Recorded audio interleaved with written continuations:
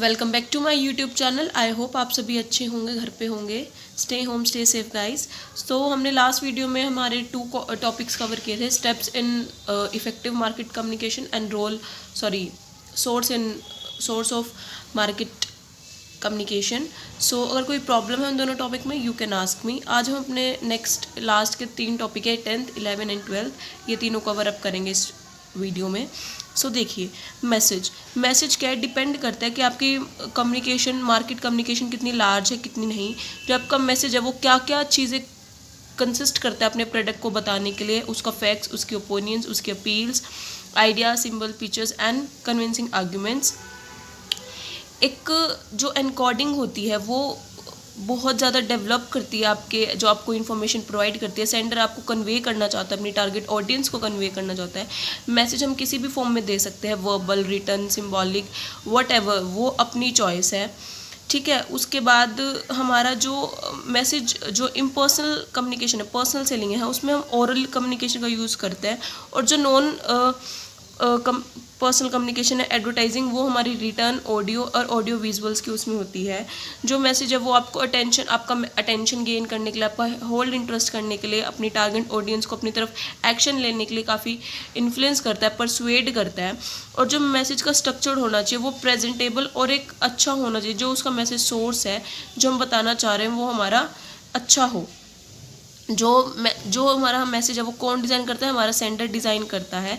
उसमें ये सारे क्वेश्चंस इंक्लूड होते हैं कि हमारे कैरेक्टरिस्टिक्स क्या है टारगेट कम्युनिकेशन के भी, क्या उनकी लेवल है, क्या उनकी एज है, क्या उनकी इनकम लेवल है, क्या उनके टेस्ट है, क्या उनकी इंटरेस्ट है, क्या उनकी प्रेफरेंसेज है, क्या उनका स्टैंडर्ड है। फिर हमारा कौन से ऑब्जेक्टिव है हमारे मार्केट कम्युनिकेशन के, हमें अपने ऐसा कौन सा मैसेज डिज़ाइन करना चाहिए जो हमारे कॉम्पिटिशन से परे हो। हमें वट टाइप ऑफ मीडिया कौन सा अवेलेबल है हमारी टारगेट ऑडियंस के लिए कांटेक्ट करने के लिए। और साथ ही साथ हमें ये भी देखना चाहिए कि हमारे पास कितना बजट है हमारी उस एडवर्टीजमेंट पे, उस कम्युनिकेशन पे स्पेंड करने के लिए, और हम सुटेबल हैं या नहीं हैं, ठीक है। According to Philip Kotler, what to say, how to say, what should to say, मतलब मैसेज का कंटेंट, मैसेज का फॉर्मेट, मैसेज का सोर्स कैसा होना चाहिए। देखिए, जो मैसेज का कंटेंट है वो क्या क्या चीज़ें रेफरेंसेस करता है, facts, opinions, appeal, idea, convincing arguments. आपका जो मैसेज है वो एक अपील के कम्युनिकेटर में होना चाहिए। कुछ common type of advertisement appeal, जैसे कि comparative, fear appeal, rational appeal, humorous appeal. मतलब मैसेज के कंटेंट में these are the facts, these are the tools, these are the types, these are the appeals, मतलब ये सारे फिगर्स और facts और फिगर्स होने ही चाहिए आपके मैसेज में। उसके बाद है मैसेज फॉर्मेट। जो मैसेज का फॉर्मेट है वो प्रेजेंटेबल होना चाहिए, वो ऑडियंस की अटेंशन अट्रैक्ट करने के लिए होना चाहिए। जो फॉर्मेट है वो सिंपल हो, लॉजिकल हो, अट्रैक्टिव हो। जो आपकी स्ट्रॉन्गेस्ट आर्ग्यूमेंट है वो वेरियस कंटेंट, जैसे कि आपकी अटेंशन को गेन करने के लिए, क्रिएट करने, आपका इंटरेस्ट क्रिएट करने में। जैसे कि दिवाली के टाइम पे क्या होता है, जैसे कि आप धमाका धमाका धमाका, 50% off, buy one get one free, sale, exchange offers, festival discount offer. These are the lines, these are the tag lines, जो हेडलाइंस है, जो आपकी जो टारगेट ऑडियंस है उनका इंटरेस्ट होल्ड करती है, ठीक है। These are the layout of advertising copies, ठीक है। मैसेज सोर्स, आपका जो मैसेज सोर्स क्या है, एक पर्सन है जो अपना मैसेज देना चाहता है, डिलीवर करना चाहता है अपनी टारगेट ऑडियंस को। आपका जो मैसेज डिलीवर होगा वो अट्रैक्टिव होना चाहिए, पॉपुलर सोर्स होना चाहिए, उसमें इतनी अचीवमेंट होनी चाहिए कि वो ज़्यादा से ज़्यादा इंटरेस्ट होल्ड कर सके, अटेंशन गेन कर सके।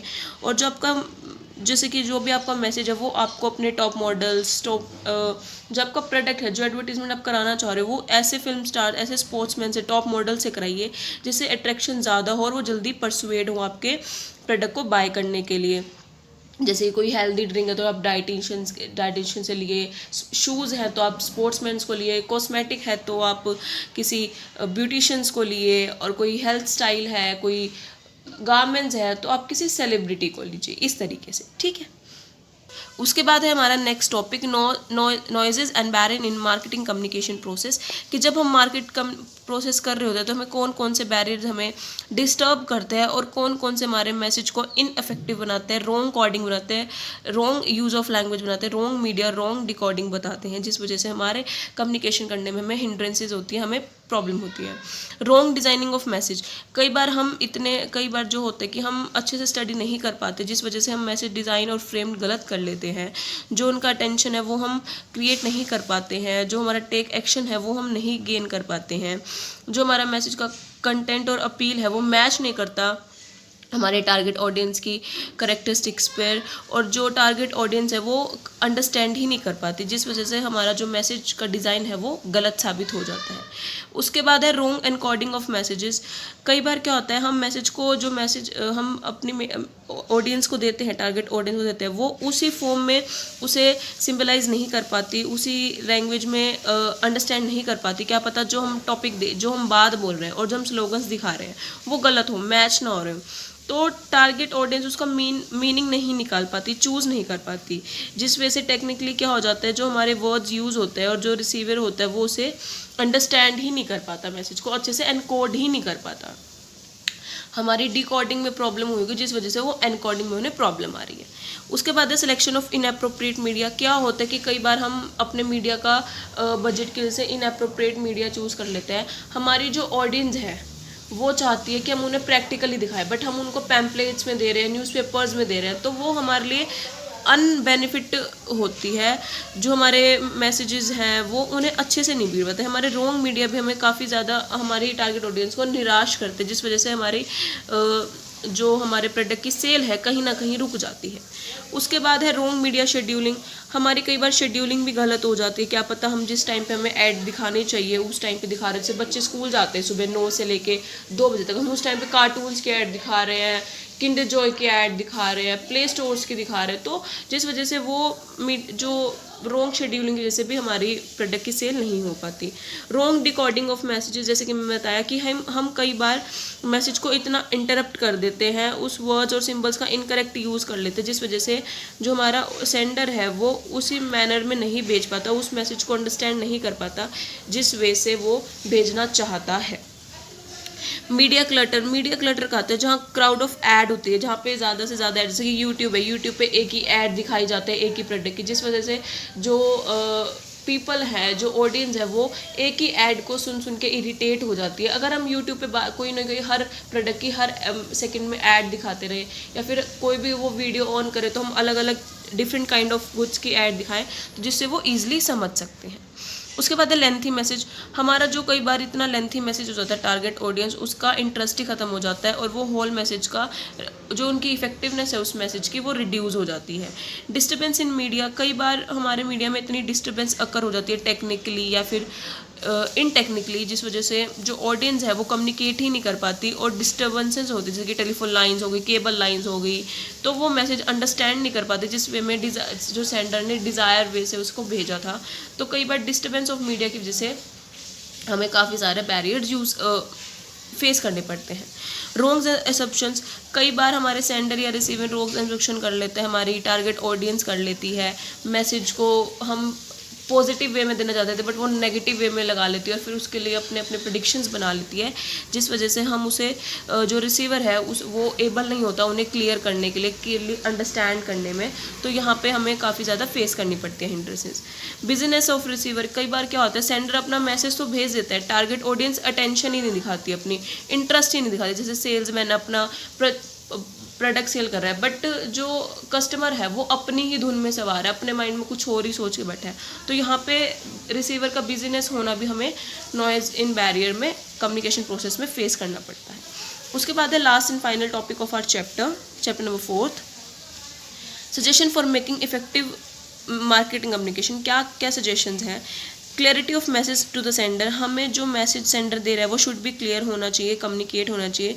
जो सेंडर है उसको फुल नॉलेज होनी चाहिए, क्लैरिटी होनी चाहिए मैसेज की, और ओनली देन तभी उसके बाद ही हमारे जो मैसेज है वो इफेक्टिव कम्युनिकेशन कर पाएगा।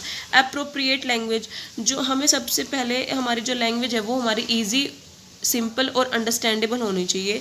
सेंडर को टेक्निकल और मल्टीपल मीनिंग्स को अवॉइड करना चाहिए, जिसकी वजह से वो ईजिली यूज़ कर पाए। जैसे कि इंडिया में हिंदी भाषा का यूज़ होता है रीजनल लैंग्वेज का, तो हमें एडवर्टीजमेंट में वही यूज़ करनी चाहिए।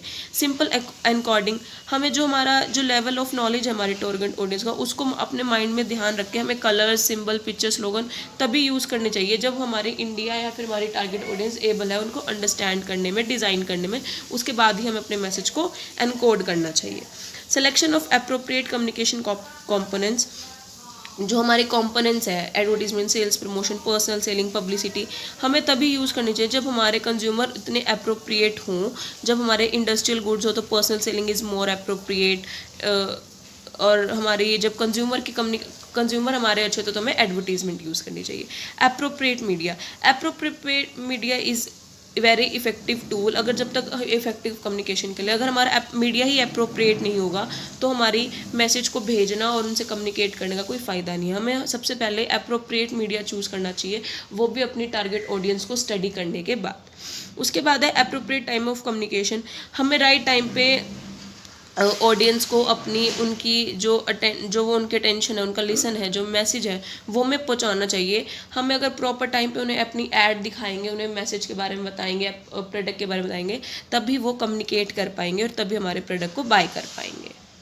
उसके बाद है repetition of message must be repeat, मतलब टाइम टू टाइम होना चाहिए। हमें टारगेट ऑडियंस को प्री ऑक्यूपाइड करने चाहिए। हमें टाइम इंटरवल लगा के रिपीट करना चाहिए अपने मैसेज को, जिसलिए वो ईजिली अंडरस्टैंड कर पाए और जो टारगेट ऑडियंस है उनका इंटरेस्ट लूज़ ना हो। ठीक है। कंसिस्टेंट मैसेजेस, हमारे मैसेज में कंसिस्टेंसी होनी चाहिए। कॉम्पोनेंट जैसे कि कॉन्ट्राडिक्ट मैसेज नहीं होने चाहिए। जो हमारा मैसेज है वो शुड बी क्लियर और कंसिस्ट हो और हमारी टारगेट ऑडियंस को समझ आ जाए, इस तरीके से हमें बनाना चाहिए। रेगुलर फीडबैक, टारगेट ऑडियंस के साथ हमें कम्युनिकेट करते रहना चाहिए इफेक्टिवली और हमें उनका फीडबैक लेते रहना चाहिए, जिसकी वजह से जो उसकी वीकनेस है कम्युनिकेशन प्रोसेस के, हम उसे ओवरकम कर सकें। So this is the last topic of your chapter. I hope आपको चैप्टर नंबर 4 अच्छे से क्लियर हो गया होगा।